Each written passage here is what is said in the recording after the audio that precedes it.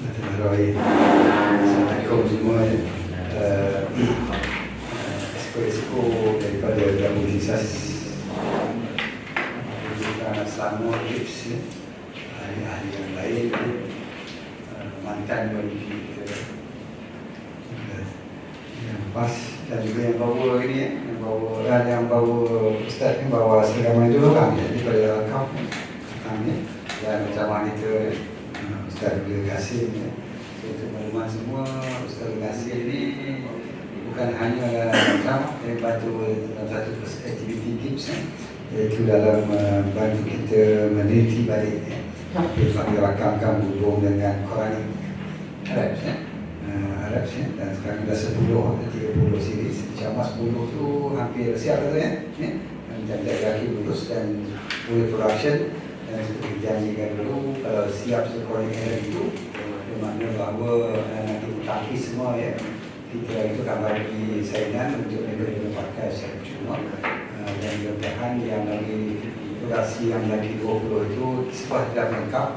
Mungkin kumpulan Dr. Ustaz Qasim dan Dato' lengkap, cuba lengkap 30. InsyaAllah lengkap pelajaran Quranic Arabic kita dan Allah kita guna pakai itu semua dan itu semua. So saya terima kasih tapi tahun ini saya maklum saya ada pula orang korban di Mekah. Tapi saya ini ada peluang 2 ekor di Mekah korban. Macam mana kita tengok agama korban, tapi kita tawakal juga hantar. Saya ada 2 ekor lah, satu saya satu isteri dapat. So Ustaz, hubung dengan korban ni ada banyak benda yang banyak orang bangkitkan, persoalkan. Tapi kalau boleh pada malam ini dalam konteks hakikat korban ni kita kalau boleh kita berkongsi korban ni ada banyak interpretasi apa hasil daripada korban. Ada orang kata jadi kapal terbang dan untuk kita lalu surah itu akan orang kata Tuhan melihat respek apa yang korban. So dalam bahasa orang putih kalau tengok dalam WhatsApp dan bincangan, dia cerita dia outcome apa kan, outcome itu apa sebenarnya, apa yang memang itu pahala, tapi apa sebenarnya korban itu. So yang itulah misalnya yang kita bincang hakikatnya, bukan sebelum tapi selepas tu yang itu pun dapat kita kongsi bersama lah. So saya terima banyak terima kasih banyak. InsyaAllah kita akan jumpa lagi So kita berharap bermanfaat satu yang baik ilmu dapat kita kongsi bersama untuk kita itu sampai zuriat yang boleh direkod dengan YouTube, dia akan dipakai.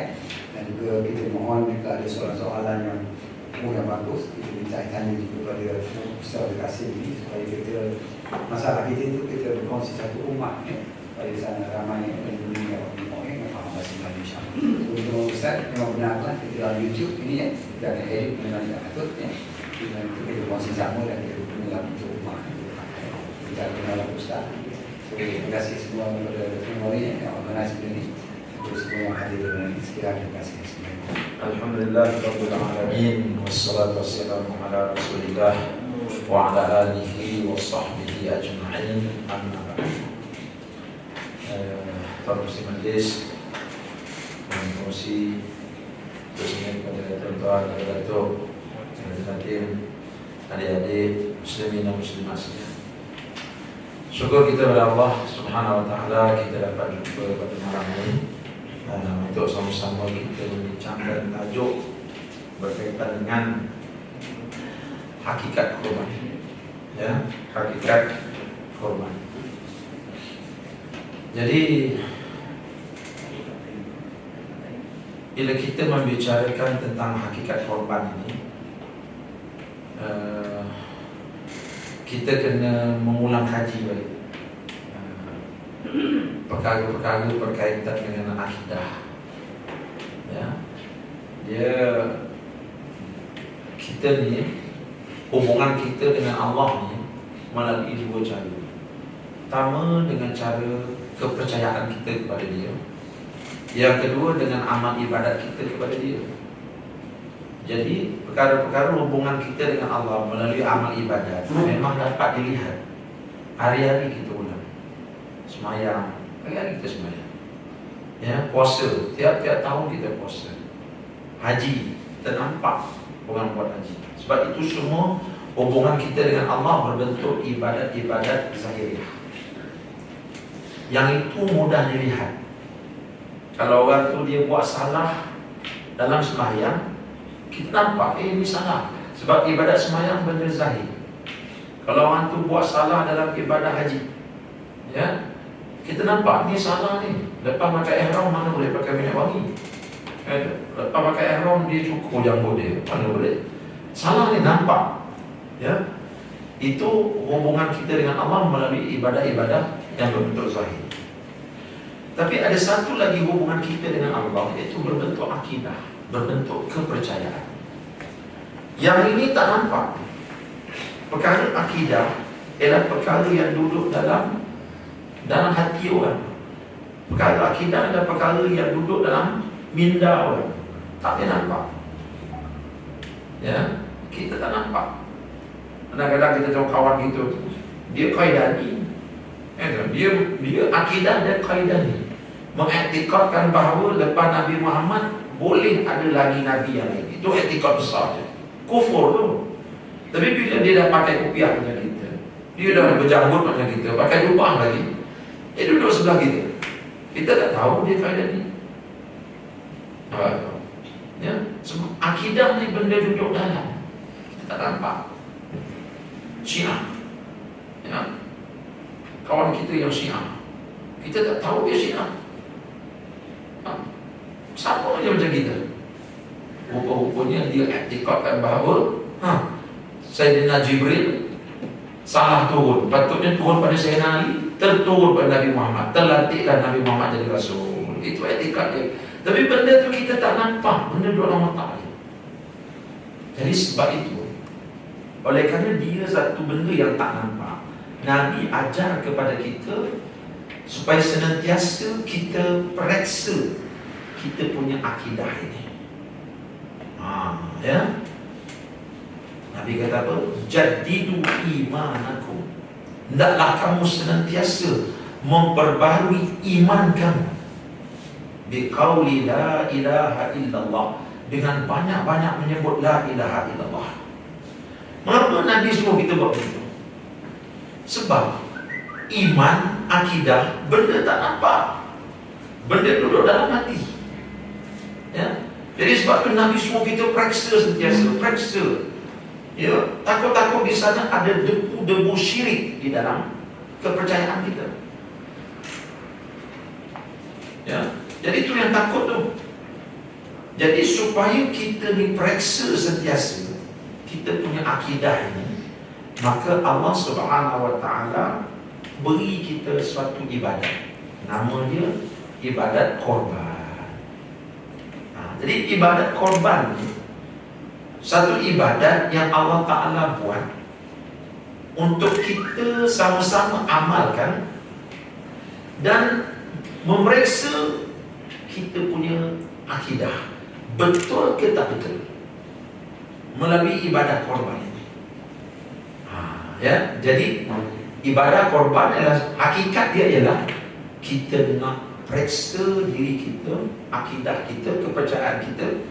Adakah kepercayaan kita itu satu kepercayaan betul dan tepat seperti mana yang Allah Ta'ala kehendaki? Yang ini yang kita nak ulas. Itu dia hakikat korban tu. Ya, hakikat korban yang paling tinggi sekali, yang paling kemuncak, ialah untuk memeriksa akidah kita. Baik, kita ni Allah Subhanahu Wa Taala jadikan kita atas dunia ni. Apa tujuan Allah jadikan? Allah sebut dalam Quran, wa ma khalaqtul jinna wal insa illa liya'budun. Tidak aku jadikan jin dan manusia melainkan untuk menyembah aku, untuk mengabdikan diri kepada aku. Itu Allah kata. Itu objektif Allah Ta'ala buat manusia ke muka bumi, untuk sembah dia. Ya, tidak aku jadikan jin dan manusia melainkan untuk menyembah aku. Jadi kita punya tanggungjawab asasi yang utama ialah menyembah Allah. Kita berkata, Ustaz, saya dah sembah Allah dah. Bila tadi sembahyang. Sembahyang tadi saya sembah Allah. Betul, awak telah menyembah Allah. Tetapi sujud dengan meletakkan dahi di atas lantai itu adalah hanya sebahagian saja daripada makna menyembah Allah. Ya, kita sujud dahi letak atas lantai, itu sebahagian kecil saja makna menyembah Allah. Makna menyembah Allah ni luas, bukan sekadar letak dahi atas lantai. Baik, apa makna menyembah Allah? Menyembah Allah ini maksud dia ialah kita sujud pada dia. Itu makna menyembah Allah. Yang kedua, maksud menyembah Allah ialah dialah tempat kita meletakkan kepercayaan kita. Kita percaya dekat dia, itu makna kita sembah dia. Sebab itu, kalau kita hanya sembahyang tapi kita tak percaya pada Allah, itu belum lagi dikatakan kita ini menyembahnya. Kita sembahyang tapi kita lebih percaya kepada kata-kata Tok Nujuk, itu belum lagi kata kita menyembah Allah. Itu kita dah buat syirik. Kita sembah Allah, dalam waktu yang sama ada lagi Tuhan lain dalam diri kita. Dia dalam Islam ni tak boleh menyembah melainkan kepada Allah. Artinya tidak boleh ada dua Tuhan dalam diri kita. Allah saja. Kalau kita dalam sembahyang tadi kita sujud pada Allah, tapi dalam bab percaya kita lebih percaya kata-kata bomo, kata-kata Pak Nujuk daripada kata-kata Allah. Maknanya dalam diri kita sudah ada dua Tuhan. Ini syirik. Itu dikatakan syirik tu. Apa itu syirik? Bila kita menyemutukan Allah dengan sesuatu. Syirik itu. Tuhan masa sembahyang Allah, Tuhan masa kita percaya Tok Omo, kita percaya lebih daripada Allah lagi. Tak boleh. Sebab tu kalau kita pergi jumpa Tok Omo, percaya pada kata-kata dia, syirik. Sebab kita telah menyemutukan Allah. Apa makna menyemutukan Allah? Bukan tolak Allah, percaya pada Allah, tetapi ada benda lain yang kita percaya, kita sekutukan dia. Ya, yang tolak Allah langsung itu dipanggil etis. Dia tak percaya Tuhan. Menyemutukan Allah ni artinya Allah dia percaya, tapi yang lain boleh percaya dia. Itu makna menyemutukan Allah. Jadi makna kita menyembah Allah, yang pertama sekali adalah kita sujud pada Allah. Satu. Yang kedua, kita percaya kepada dia. Percaya apa dia cakap, semua kita percaya. Nampak tak? Ya? Allah kata apa dalam Quran? Allah kata, "Faqultu astaghfiru rabbakum innahu kana ghaffara." Istighfarlah kamu banyak-banyak kepada Allah. Kalau kamu istighfar banyak-banyak kepada Allah, Allah bagi apa kata dia? Yusilis samaa alaikum midrara wa yumdidkum bi amwalin wa banin. Kalau kamu istighfar kepada aku banyak-banyak, menangis, mengenang dosa kamu sampai menitih air mata, kamu menyesal, aku akan bagi kepada kamu awan-awan mendung menurunkan hujan di negeri kamu, dan aku akan bagi kamu harta-harta yang melimpah ruah. Ini janji Allah. Orang yang bertakwa, yang mentauhidkan Allah, dia bukan saja sujud pada Allah, dia yakin berjanji Allah yang ini. Yakin dia. Sebab sebahagian daripada makna menyembah ialah mempercayai segala janji-janji Allah. Apa ya? Jadi kita tak boleh percaya kepada janji yang lain. Allah kita percaya. Apa maksudnya Allah sebut, percaya. Sekalipun yang Allah Ta'ala sebut tu benda tak masuk akal, kita kena percaya. Macam tadi lah, ya, istighfar boleh menambahkan rezeki. Mana masuk akal? Ya, masuk akal lah. Mana masuk akal? Kita kena percaya. Ya, apa lagi kata Allah dalam Quran benda tak masuk akal yang kita kena percaya? Banyak. Ya, iyakunul fuqara'a yughnihimullahu min fadlih. Ya, surah An-Nur ayat 32. Allah kata apa? Anak-anak kamu yang tak berduit tu, kahwinkan dia. Ya, hamba-hamba abdi kamu yang tak berduit tu, ya, nak isi minyak motor pun minta duit mak bapak, yang tu kahwinkan dulu. Bila kamu kawinkan mereka, lepas mereka kahwin, aku akan kurniakan rezeki daripada khazanah aku, kata Allah. Kena yakin tu. Kalau kita betul-betul mentauhidkan Allah, menyembah Allah, yakin kata Allah. Ya, jangan kita anak nak minta kahwin, dia nak kahwin lah yang kau ni apa kerja kau ada? Ni zaman-zaman barang-barang semua mahal ni, kau dengan tak bekerjanya, dengan tak apanya, besok lepas kahwin kau nak bagi anak orang makan apa? Itu syirik tu. Ya? Allah dah sebut dalam Quran, lepas kahwin rezeki mesti terbuka. Itu janji Allah tu. Sekali adik-adik belum kahwin kan? Mana rezeki terbuka? Tak, buka lah tapi tak banyak buka. Tengok ni, pakcik-pakcik, datuk-datuk ni dah kahwin, rezeki terbuka-buka. Sampai melempar-lempar dekat bank Switzerland duit dia tu. Melempar-lempar. Sebab apa? Allah janji lepas kahwin rezeki terbuka. Nampak? Sebab itu jangan takut kahwin. Kalau saya kahwin, saya nak bagi isteri saya makan apa, saya tak kerja. Jangan takut. Allah Ta'ala dah janji dalam Quran, lepas kahwin rezeki terbuka. Nampak tak?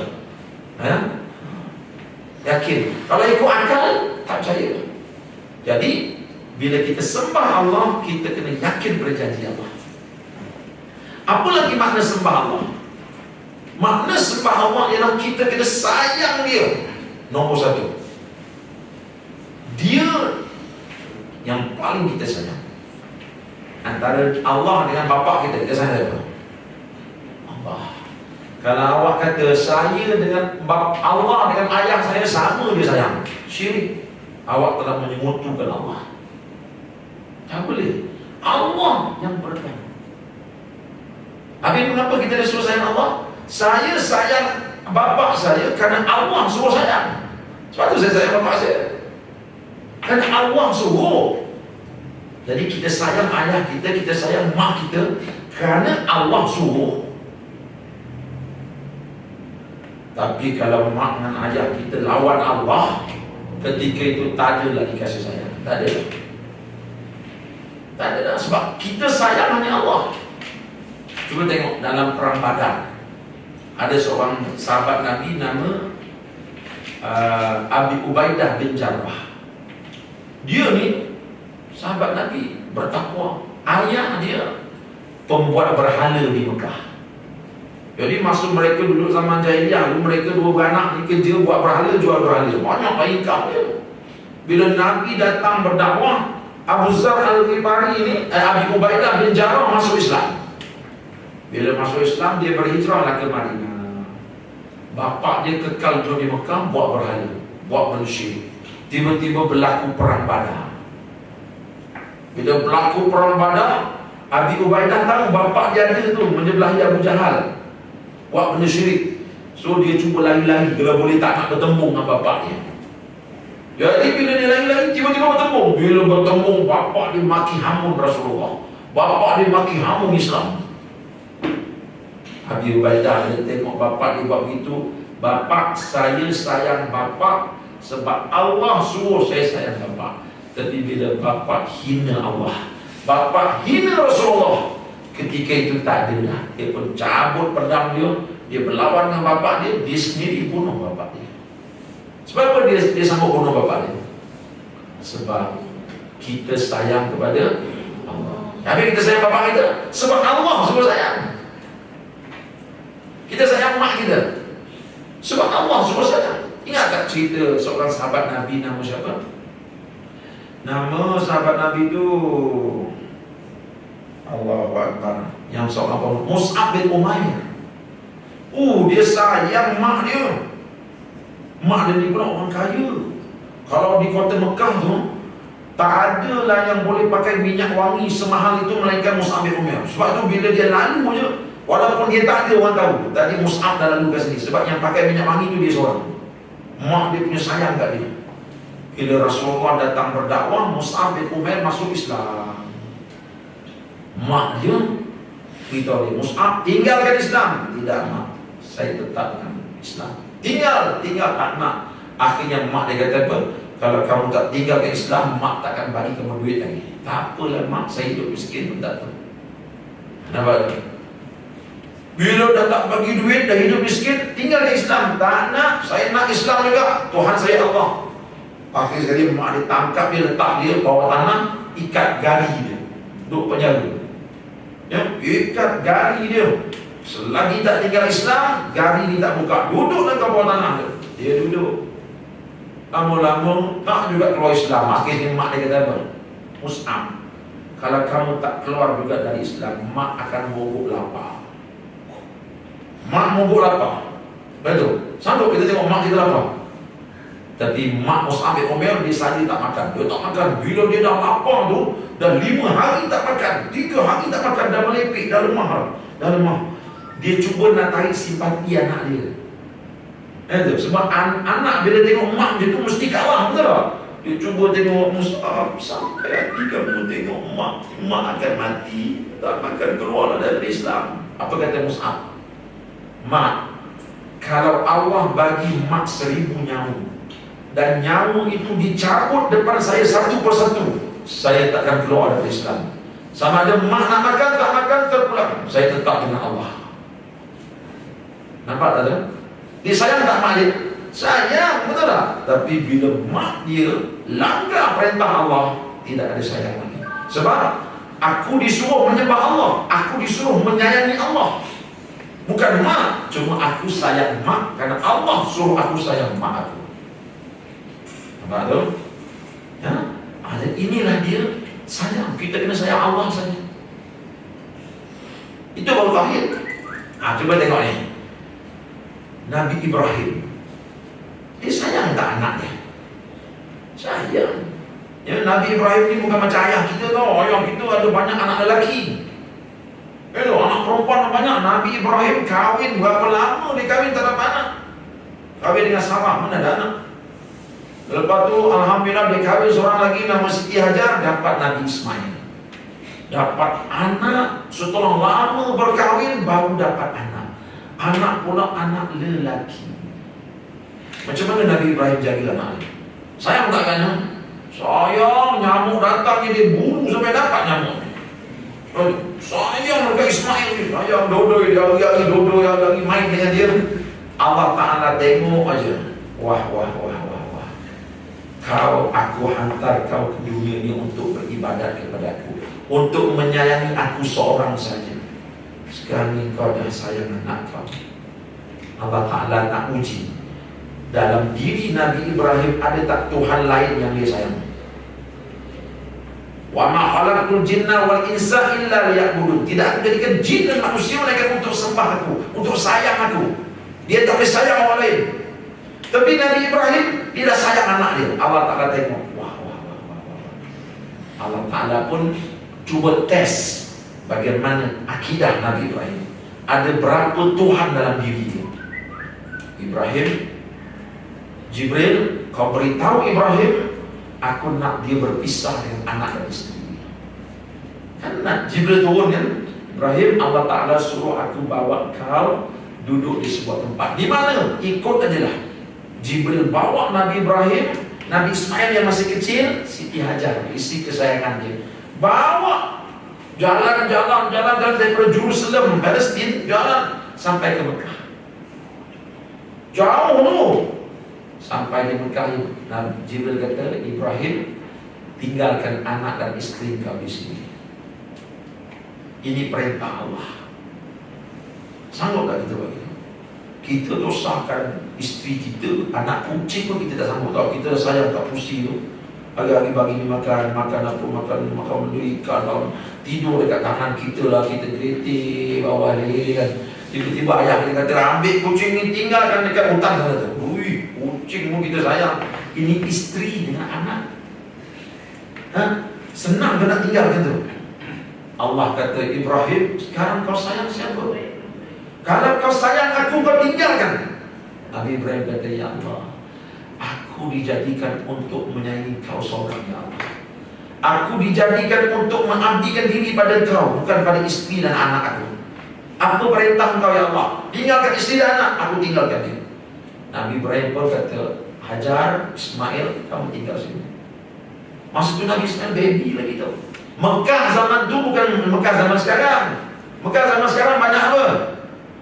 banyak keren yang jatuh, ada keren mana, boleh mau mati orang. Betul, bangunan hotel tinggi-tinggi dia tu sekarang ni.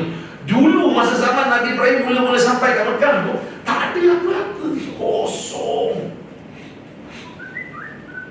Kata Siti Hajar, kan nak tinggalkan aku dekat sini. Nabi Ibrahim pun jalan, dia tak pandang belakang. Dia tak pandang belakang, dia jalan. Siti Hajar kejar dia. Ibrahim, ni apa ni? Apa ni? Nabi Ibrahim tak pandang belakang. Sebab apa tak pandang belakang? Sebab kalau dia pandang belakang, dia takut dia akan rasa kesian. Betul? Jangan main-main. Ya? Kita ni dengan orang perempuan cepat kesian. Dia titis air mata dia setitik aja, kalah lagi-lagi. Betul? Sebab tu kamu kena ajar diri kamu, jangan terperdaya dengan air mata orang perempuan. Kita kena keras macam besi. No. Ya? Aku lelaki. Kena nangis lah.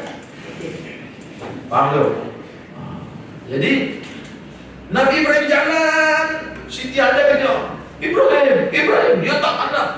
Akhir sekali apa kata Siti Hajar? Wahai Ibrahim, adakah ini perintah Allah?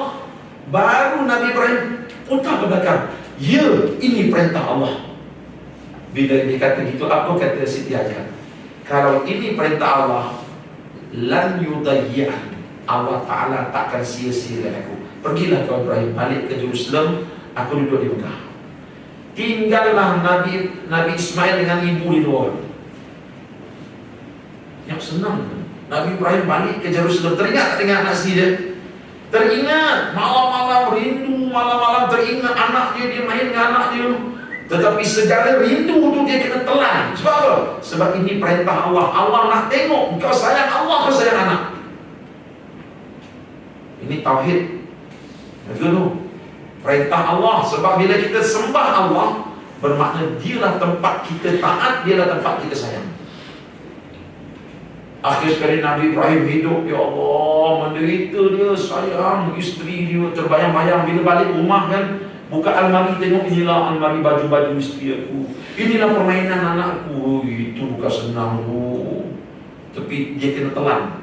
Aku mentauhidkan Allah. Ini perintah Allah. Dalam diri aku yang ada hanya Allah saja tempat aku sayang, tempat aku taat. Isteri dan anak-anak ini semua makhluk. Akhir sekali Nabi Ibrahim duduk di Jerusalem, Siti Hajar duduk kat Mekah. Patuh pada perintah Allah.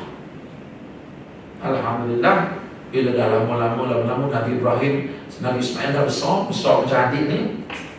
Allah Ta'ala kata Ibrahim, sekarang ni balik lagi Mekah. Dia balik tengok Nabi Ismail dah besar. Mekah baru masuk tu dah jadi bandar. Sebab masa Nabi Ismail nak minum air kan, dia tak mendapatkan dengan lutut kaki dengan dia punya tu, tapak kaki tu keluar air Zam-Zam. Bila air Zam-Zam keluar, kebetulan ada pedagang-pedagang Arab daripada Yaman lalu, dia tengok ada air, mereka pun mula berkampung di situ. Lama-lama Mekah tu berkembang dari kampung. Ya, jadi Nabi Ibrahim balik tengok anak dia dah besar. Itu, tanyalah pakcik-pakcik kat sini. Itu, bila anak lelaki kita umurnya lebih kurang 10 tahun, 11 tahun, seronok tak? Mesti seronok. Cuma ajak dia basuh kereta. Kita basuh kereta, dia terus kita punya bayar. Kan? Kita basuh luar, dia tolong kipas pasir kat dalam. Dia mesti tolong kita letih, dia balik, dia pijat kita, dia pijak tangan kita. Sebab budak umur 11-12 tahun kalau pijak belakang kita seronok. Tapi dah umur 30 tahun pijak, keluar apa pun tu. Jadi Nabi Ibrahim pun seronok. Lagi sekali Nabi Ibrahim bermesra dengan anak dia. Mesra dengan anak dia. Allah Ta'ala tengok aja. Ibrahim, betulkah kau masih mentauhidkan aku? Bila kau mentauhidkan aku, tidak ada dalam diri kau yang kau sayang melainkan aku. Sekarang nampaknya kau dah bermesra semula dengan anak kau. Allah kata apa? Malam nanti aku akan bagi arahan.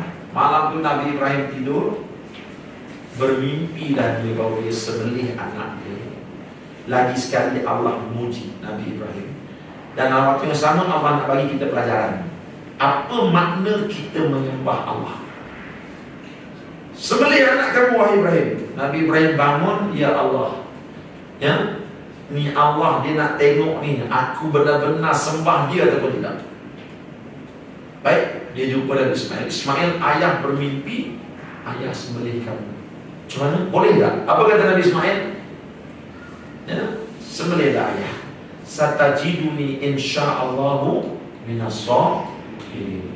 Kau akan dapati aku daripada kalangan orang yang sabar, wahai ayah. Sembelihlah, sembelih. Nabi Ismail pun kata boleh sembelih. Sebab apa? Sebab Nabi Ismail dia faham apa itu makna sembah Allah. Sembah Allah artinya patuh kepada perintah Allah, walaupun terpaksa mengorbankan diri. Itu makna sembah Allah. Sembelihlah ayah. Nabi Ibrahim pula sayang tengok anak laki-laki dia, cantiknya, lawanya, handsomenya. Tiba-tiba Allah kata sembelih. Kalau kau betul menyembah Allah, sembelih sekarang.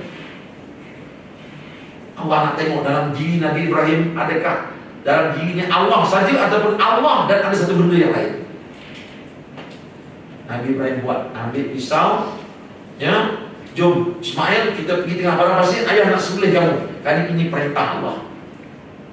Baru dia nak sembelih, Jibril pun turun. Oh, stop. Allah Ta'ala dah gantikan dengan kibas. Jadi bila kita sambut korban, kita buat ibadah korban ni, yang kita nak belajar ni yang ini. Apa makna kita menyembah Allah? Makna menyembah Allah bukan sahaja kita dalam sembahyang letak dahi kita dalam dai. Itu sebahagian daripada makna sembah Allah. Makna sembah Allah ialah sujud pada Allah, rukuk kepada Allah, sayang hanya pada Allah, taat hanya pada Allah, yakin hanya pada Allah. Itu dia.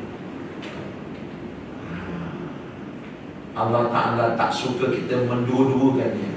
Dia tak mau kita mensyirikkan dia. Kita sembah dia, tiba-tiba dalam waktu yang sama kita percaya pula pada satu benda yang lain. Nampak tu? Kita sembah Allah, masa sembahyang sembah Allah. Tapi bila kita nak berniaga, mainlah kita berniaga cara Islam. Kalau berniaga cara Islam ni bila nak untung, itu, ya, dia jual used car. Kalau kita berniaga used car, kita kereta terpakai, tiba-tiba ada orang datang nak beli. Cuba jumpa Cina yang jadi toki used car. Dia kata, ini kereta baiknya, ini first owner perempuan, dia pergi pejabat balik rumah saja, bukan racing punya kereta. Padahal owner pertama tu dah lenjan gila-gila. Tapi dia nak lakukan ini mesti baik. Dia dah cat elok-elok, tayar tu dia dah hitamkan, cantik-cantik. Ini first owner banyak baik. Cina dia nak untung aja. Tapi kita orang Islam, bila buka Yusta, kereta tu dah 5 kali aksiden. Tuan dia datang letak kat situ. Datang orang baru nak dia, cik, kereta ni macam mana nampak cantik ni, cik? Saya menjaga cara Islam. Kereta ni encik buat perhitungan sendiri. Saya beritahu hakikat dia. Ini budak yang pakai ni memang kaki racing punya budak. Aksiden dah 5 kali ni, cik. You tengok tu, semua kesan-kesan kereta dia tu. Kalau encik nak beli, sila. Kalau saya menjaga Yuska macam ni, bila nak laku kereta saya? Betul? Bila nak laku? Oh, tak nak lah, tak boleh untung lah. Nampak? Dia sembahyang bila waktu zuhur, dia pergi sembahyang sembah Allah. Dia yakin pada Allah. Tapi bila nak meniaga, dia tak sembah Allah. Dia yakin kepada sistem kapitalis, dia buang sistem Allah. Itu makna mensyirikkan Allah. Sebab sebahagian daripada makna sembah Allah apa dia? Yakin hanya pada Allah, yakin hanya pada sistem Allah. Ya? Yang kita pakai insurans takaful je. Ada kita dengar orang semayang buat sampai hitam dari. Tapi bila tanya, awak pakai insurans apa? Saya Great Eastern. Awak tak pakai takaful? Takaful yang leceh lah. Kalau kita accident, dia lambat baiki. Great Eastern belum accident dia baiki lah. Astaghfirullahaladzim. Awak jangan main-main tu. Ini takaful ni, ini Allah Ta'ala nak uji tauhid kita. Ini sistem ekonomi Islam. Sistem ekonomi Islam, sistem datang daripada Allah. Kita mentauhidkan Allah artinya kita sembah dia dalam sembahyang, dan kita sembah dia ketika kita berinsurans. Kena pakai takaful, tak boleh pakai sistem lain. Nampak tak? Faham? Semuanya kena pakai Allah. Itu makna kita sembah. Sebab itu orang yang sembahyang sampai hitam dari dahi, tiba-tiba beli rumah pakai loan yang bukan Islam. Hei, mana tak beli amal? Susah Susah lah, ini bank Islam ni lagi dia cekik orang, Ustaz. Susah lah, ambil loan yang bukan Islam. Itu riba. Riba ni sistem orang Yahudi. Sistem Allah, dia ada sistem dia. Awak mesti sembah Allah ketika semayang dan mesti sembah Allah ketika buat pinjaman di bank. Itu makna mentauhidkan Allah. Terima segala apa. Sebab yang dikatakan Tuhan itu apa dia? Dialah tempat kita sembah, letakkan dahi kita. Dialah tempat kita letakkan keyakinan kita. Dialah tempat kita curahkan kasih sayang kita. Dialah tempat kita taat kepada dia. Dialah tempat kita takut kepada dia. Apa pun dia, itu makna Tuhan. Sebab apa? Sebab apa orang Quraisy bila dia sembah patung tu dikatakan dia mensyirikkan Allah? Sebab dia yakin patung tu boleh memberi mudarat dan manfaat dari dia. Nampak tak? Masa Khalid bin Walid kan nak diruntuhkan patung Lata dekat tepi Laut Merah. Rasulullah kata, Khalid, kita Islam dah menang, pergi runtuhkan berhala tu. Khalid pun pergi kan. Pergi tengok patung Lata tu besar. Ada satu Tok Sami jaga. Khalid kata, kita orang datang nak runtuhkan ni. Ini benda syirik. Apa kata Tok Sami tu? Kalau kau berani runtuh dah, kau tahu tak apa jadi pada kau. Khalid yakin Allah. Aduh. Sebab sebelum ni memang patung Lata tu kalau diusik, kalau budak-budak kencing itu bengkak. Aduh, itu yang Sami tu jaga. Dia yakin itu Tuhan. Tengok kencing kat dia jadi bengkak. Padahal yang jadi bengkak sebab apa? Belakang patung tu ada setan. Bila budak tu kencing, setan berhenti. Bengkak lah kali orang. Bukan patung tu yang bagi mudarat, bagi manfaat. Kadang-kadang bila anak orang tu demam, letak depan berhala, letak pisang, letak kambing. Anak orang tu sihat jadinya. Itu yang Sami tu yakin tengok patung ni boleh memberi kebaikan. Padahal setan belakang tu kan, dia masuk dalam badan orang ni macam-macam dia boleh buat. Kejap-kejap dia jadi sihat gitu. Nampak tak? Itu yang bila Khalid datang nak runtuhkan patung tu, apa kata Sami tu? Engkau runtuh lah, kau tahu apa jadi? Khalid bin Walid pun a'udzubillahi minasyaitanir rajim. Ya, ja'al haq wa zahaqal batil, innal batila kana zahuqa. Dia baling batu berdelai. Bila berdelai patung tu, mereka nampak ada satu lembaga hitam lagi. Dia kembali, Khalid bin Walid kembali ke Mekah. Rasulullah tanya, macam mana Khalid? Dah runtuhkan dah? Sudah. Nabi kata, belum lagi. Engkau belum musnahkan patung itu sepenuhnya. Ya Rasulullah, ni yang ikut saya ni semua nampak. Kami dah ratakan tempat tu, dah tak ada dah patung. Nabi kata, belum ni. Pergi runtuhkan balik. Khalid pun tak faham apa maksudnya. Kita orang dah pecah kan dah. Rupanya Rasulullah suruh Khalid bunuh setan yang duduk kat sini. Yang selama ni, setan itulah yang telah menipu. Khalid pun pergi, dia carinya setan, dia jumpa. Dia bunuh setan tu, kojol mati. Bila balik, ya Rasulullah, aku dah jumpa dah. Rupanya ada lembaga hitam dulu kat situ, telah kami bunuh. Nabi kata tu, sekarang baru berhala itu telah runtuh. Nampak tu? Mereka yakin berhala tu boleh memberi manfaat dan mudarat. Faham tu? Sebab itu syirik. Baik, sekarang ini kita yakin kalau kita ambil sistem Islam, kita jadi mundur. Kalau kita berniaga cara kapitalis, kita dapat untung. Kita yakin sistem kapitalis itu boleh memberi manfaat. Sedangkan Allah, sistem Allah itu kita kena pegang, boleh memberi manfaat. Nampak? Jadi kita tak boleh, semuanya mesti sistem Allah. Jadi itu yang bila kita buat ibadah korban, kita belajar kat situ. Hebatnya Nabi Ibrahim mengajar aku erti tauhid. Apa itu tauhid? Mesti sayang Allah lebih daripada segala-galanya. Mesti yakin kepada Allah lebih daripada segala-galanya. Mesti ikut perintah Allah lebih segala-galanya. Tengok Nabi Ibrahim ikut perintah Allah. Nampak? Jadi sebab itu, supaya kita faham benda ni, tiap-tiap tahun Allah Ta'ala suruh kita berkorban. Orang banyak duit ni, macam pakcik-pakcik kita ni, Allah Ta'ala bagi mereka rezeki lebih, tiba-tiba mereka tak berkorban. Berapa ekor tu? Tahun ni tak dapat 600 mahal. Padahal dekat bank tu 3 tempayan duit dia. Tiba-tiba dia tak berkorban. Apa kata Nabi? La yuqarribanna ahadukum musallaya. Atau makalah Nabi.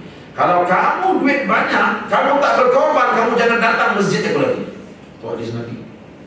Bukan makna Nabi tak bagi datang, makna Nabi marah. Orang yang ada rezeki lebih tiba-tiba tak nak berkorban, Nabi marah. Sebab apa? Sebab bila dia tak berkorban, dia tak dapat ulang kaji makna pengorbanan, makna sanggup. Dan bila orang itu telah berkorban, okey, kita bagi 600. Bila dia bagi 600 untuk buat korban, ya, yang paling afdol sekali sembelih binatang korban itu ialah dia. Bukan semua pak haji berkampung-kampung tu datang bawa pangan wakil kan, tolong. Dah, yang lebih afdal kamu sendiri. Sebab apa? Sebab Allah Ta'ala nak bagi dia rasa ketika dia tarik parang tu, kan, kamu biasa tak tengok lembu bila kena sembelih, memang kaki dia berikat, tapi bila kita tarik tu kaki dia bergerak. Sebab apa bergerak tu? Sakit tu. Tak macam memang parang kita. Bila orang tu sembelih, dia sendiri rasa parang yang tajam tu menghiris leher lembu tersebut. Dia sendiri rasa, ya Allah, kalaulah pisau tu hari tu kena dekat Nabi Ismail, dia sanggup macam ni. Ya Allah, macam mana Nabi Ismail boleh sanggupnya? Itulah dia tauhid. Itu dia suruh kita sembelih sendiri tu, supaya kita dapat rasa apa itu tauhid. Sanggup ikut apa sahaja perintah Allah walaupun diri kita korban. Tapi kalau kita tak reti nak sembelih, jangan bawa reti. Kan suruh sembelih leher, sembelih lain kan. Eloklah kita wakil kepada orang lain. Wakilkan, ya. Tetapi masa kita wakilkan tu wajib berniat. Kalau tak niat tak sah tu. Ya tu. Jadi kita niat. Tuan Haji, saya Muhammad Udil bin Kasim berniat untuk sembelihkan ni, jadi saya wakil Tuan Haji untuk sembelih. Jadi Tuan Haji tu pula masa sembelih tu kalau dia tak berniat pun tak apa dah, sebab kita yang mempunyai ni dah berniat awal dah. Cuma kita wakil dia. Ya, dia persembelih lah pada bagi pihak kita. Jadi lebih afdal kita sembelih, dan tak boleh sembelih pada waktu malam. Jangan. Sebab apa tak boleh sembelih? Makruh. Sebab apa makruh? Sebab bila malam biasanya orang tak ramai datang. Nabi ni dia suka, satu hari Siti Fatimah dia berkorban, tiba-tiba masa lembu Siti Fatimah nak disembelih, Siti Fatimah tak ada. Nabi pergi cari dekat rumah, Fatimah, kamu kena tengok orang buat korban tu. Saya tak boleh lah, ya alergi. Kan orang perempuan takut dengan darah, kan? Jadi saya kesian lah tengok lembu tu. Nabi kata pergi tengok. Fatimah pergi tengok. Sebab apa Nabi suruh dia pergi tengok? Supaya Nabi nak dia tengok. Inilah arti pengorbanan. Lembu itu menggeletik kesakitan. Begitulah Nabi Ibrahim sembelih anak dia. Kalau jadilah sembelih hari itu, beginilah jadinya Nabi Ismail, menggeletik kesakitan, tapi dia sanggup terima perintah Allah. Kena tengok dan kena makan. Jangan tak makan. Itu. Saya dah muak dah makan daging. Itu daripada kecil macam makan daging. Tak apalah, kali ni saya bagi semualah. Jangan. Nabi suruh makan walaupun sedikit. Ambil daging tu makan. Makan dikit sikit, biar terasa kita, Allah, inilah arti pengorbanan. Nampak tu? Kena macam tu. Walaupun memanglah bila kita sembelih tu, kita bagi 1/4 kan, untuk kita sikit, untuk habis sikit, untuk anak yatim sikit. Memang disuruh gitu. Tapi jangan langsung tak makan, mesti dirasa, mesti dimakan. Ya. Jadi jangan dibuat pada malam hari, makruh. Hendaklah dibuat pada siang hari. Dan tak boleh kita sembelih daging korban, binatang korban ni sebelum matahari naik. Ya tu. Tak boleh. Matahari lepas subuh gelap-gelap tu pengen kita sembelih nak balik kampung belakang ni. Kita pasang spotlight terang-terang. Matahari tak naik lagi kita sembelih, tak sah. Itu. Ada pula kawan kita matahari dah naik dah. Jom kita sembelih, sembahyang air raya belum lagi. Tak boleh. Dia kena matahari naik dan sembahyang raya telah pergi tunaikan, baru boleh sembelih. Sebab apa? Sebab kalau buat awal-awal tak ramai orang datang tengok. Allah nak suruh orang yang datang ramai-ramai tengok, ambil pengajaran. Di situ ada pengajaran besar. tauhid kita pada Allah. Sebab itu wajib disembelih binatang itu selepas naik matahari kadar 2 galah. Dan walaupun dah naik, mesti selepas solat Idul Adha baru kita boleh sembelih. Walaupun ada di kalangan ulama yang khilaf. Ada di kalangan mereka kata naik matahari dah boleh dah, walaupun sebelum naik hari. Tapi dalam mazhab Syafi'i, kita kena naik matahari kadar 2 galah dan selepas masjid negeri buat solat Idul. Sebab bagi kita masjid negeri ni kira masjid besar kita. Bila dia dah buat, kita boleh sembelih kat sini. Begitu. Ya, supaya apa? Supaya orang ramai datang dia tengok nak ambil pengajaran. Begitu ya. Dan ulama sebut kalau kita ni ada 7 orang. 7 orang. Ini kan seekor lembu kan untuk 7 orang. Tiba-tiba datang orang ni, "Cik, saya ada 7 ekor kambing. Kalau cik nak 1 orang ambil seekor kambing, ataupun nak 7 orang bergabung pada 1 lembu." Ulama kata apa? Lebih afdal tiap-tiap seorang tu ambil seekor kambing. Lebih afdal. Sebab bila tiap-tiap seorang ambil seekor, dah 7 ekor. Bila 7 ekor, maka 7 kali pertumpahan darah berlaku. Kerana Nabi kata apa? Tidak ada satu amalan yang lebih baik pada pagi tersebut melainkan amalan iraqatud dam, menumpahkan darah. Jadi kalau 7 orang bergabung pada 1 lembu, maka 1 pertumpahan darah je lah. Tapi kalau tiap-tiap seorang beli 1 ekor kambing, berapa kali sembelih? 7. Lebih afdal. Ya, lebih afdal begitu daripada seekor lembu. Tapi kambing tu lah sekarang ni seekor. Betul kan? Kalau lembu murah sikit. Tapi kalau kita nak cari afdal, lebih baik seekor kambing. Ya. Jadi banyak pertumpahan darah itu berlaku. Dan bagi mereka yang nak melakukan ibadah korban, bila masuk saja 1 Zulhijjah, sampailah kepada tarikh lembu itu disembelih, maka makruh kita memotong kuku, makruh kita mencukur apa-apa juga bulu-bulu di badan kita, gunting rambut, semua makruh. Ya, sebab apa tu? Memang disabit dengan hadis. Sebab ulama istinbat dia kata sebab Allah Ta'ala hendak supaya benda tu nanti jadi saksi di akhirat bahawa kita ini melakukan ibadah korban itu. Ya, jadi memang tak boleh, apa pun tak boleh dipotong. Jangan sunat antara 1 Zulhijjah sampai 10 Zulhijjah tu jangan sunat. Tapi itu untuk orang yang nak berkorban. Macam adik-adik ni berapa ekor lembu korban tahun ni? Tak ada. Boleh potong lembu. Potong. Macam Ustaz, Ustaz tak potong lah, panjang ni. Tadi pergi solat Jumaat, sorok tu. Sebab nanti orang kata Ustaz ni baca khutbah kuku panjang kan tu. Sebenarnya kita buku panjang, bukan kita potong. Sebab Nabi kata makruh potong kuku untuk orang yang nak berkorban. Sampai lembu tu dah sembelih, dah tergolek, baru kita boleh balik potong kuku. Sebelum itu makruh. Rambut pun tak boleh, misai pun tak boleh. Sebab itu sebelum masuk 1 Zulhijjah, kita kena bercukur awal-awal. Untuk orang yang misai cepat panjang, saya 10 hari boleh jatuh bawah bibir, ya tu. Ya, naik macam-macam tu. Jadi elok sebelum masuk 1 Zulhijjah cepat-cepat cukup. Supaya 1 Zulhijjah sampai 10 tu kita steady je. Kalau naik pun cantik lah kan. Ya, 1 Zulhijjah kita foto sebelum masuk Zulhijjah. Ya. Jadi insya-Allah antara 1 Zulhijjah ni sampai 10 Zulhijjah ada 1 hari yang mana puasa dekat situ besar pahala dia. Apa dia? Puasa pada hari wukuf di Arafah. Kita kat sini puasa. Ya, puasa wukuf di Arafah ni Allah Ta'ala ampunkan dosa kita yang lepas dan yang akan datang. Besar pahala dia. Jadi jangan tak puasa pada hari tersebut. Ya. Cukup sekadar itu untuk kita berbincang pula. Ya, biar ada perbincangan 2 hari insya-Allah. Wallahu a'lam.